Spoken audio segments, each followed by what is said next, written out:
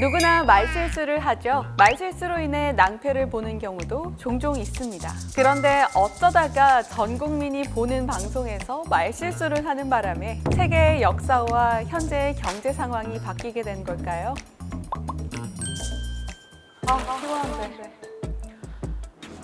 바로 생방송이야. 세계의 역사와 현재의 경제 상황이 바뀌게 된 걸까요? 그래서 이 규정을 시행하기로 했습니다.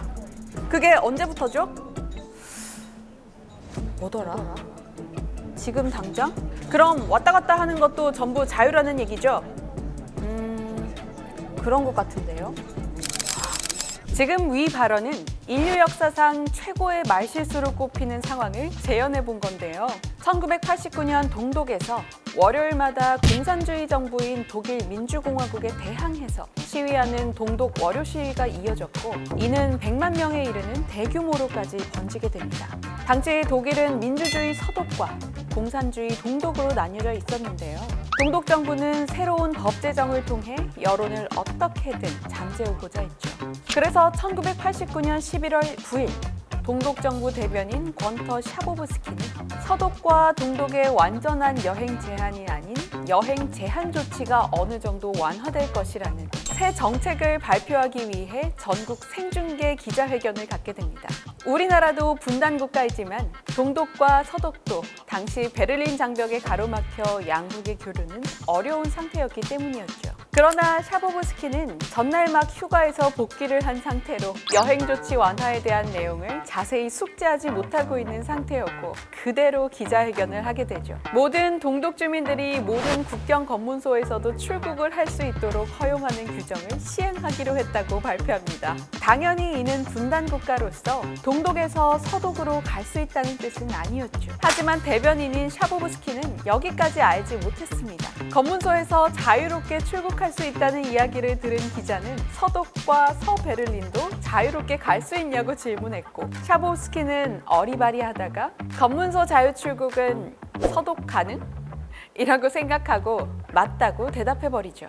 놀란 기자들은 기사를 쓰기 시작했는데 동독 기자들만 놀란 것이 아니었습니다. 이탈리아의 신문사 ANSA는 이 내용에 한술 더 떠 베를린 장벽이 무너졌다는 내용으로 대서특필합니다.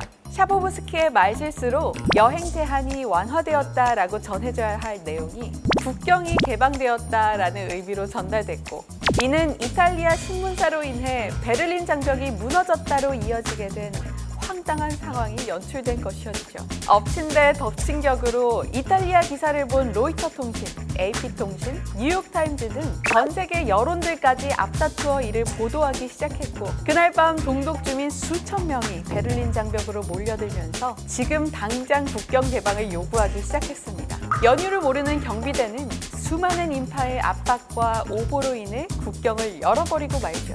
말도 안 되는 상황 속에서 이렇게 베를린 장벽이 무너졌고 세계사의 흐름은 완전히 뒤바뀌게 되었습니다. 이 상황은 동독이나 서독이나 서로 당황하기는 마찬가지였는데요. 소련으로 인해 2차 세계대전을 겪은 다른 나라들은 이 상황을 반대하며 걱정의 눈빛으로 바라보고 있었죠.